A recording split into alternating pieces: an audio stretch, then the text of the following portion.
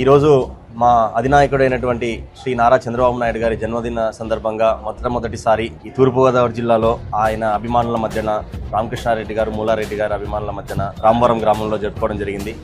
చాలా సంతోషం. ఇంత పెద్ద వ్యక్తి మా నాయకుడిగా ఉన్నాడు, ఈ కూటమికి అధినాయకుడిగా ఉన్నారు, రాష్ట్రాన్ని ప్రగతి బాటలో తీసుకెళ్తారని మాకు సంపూర్ణ నమ్మకం ఉంది. ఎంత వయసు వచ్చిన వాళ్ళైనా కూడా 40 సార్లు 50 సార్లు కూడా రక్తదానం ఇవ్వడానికి రెడీగా ఉన్నారంటే అది కూటమి నాయకులకు ఉన్న చిత్తశుద్ధి. దేశ రాజకీయాల్లోనే ఒక ప్రకీర్తి సాధించిన చంద్రబాబు నాయుడు గారికి మాలాంటి యువత చాలా స్ఫూర్తి తెచ్చుకుంటుంది. ఆయన చూసినప్పుడల్లా ఆయనకు సొంతం అనేది ఏదీ లేదు. హర్నిశలు ప్రజల కోసం, తెలుగువారి కోసం పనిచేసే పార్టీ తెలుగుదేశం పార్టీ అని అదే జాడలో ఈరోజు లోకేష్ అన్న గారు కూడా నడుస్తూ ఉన్నారు. భార్య గారు అయినటువంటి భువనేశ్వరి గారు అన్నా క్యాంటీన్లకు 76 లక్షలు విరాళం ఇవ్వడం జరిగింది. ఒక మంచి మెసేజ్ జనాల్లోకి ఇవ్వాలనుకుంటున్నారు. మీరు కూడా దాతలుగా ముందుకొచ్చి పేదవాళ్లకు అన్న క్యాంటీన్ల ద్వారా మీరు అన్నం పెట్టడానికి వాళ్ళకు సహకరించండి అని.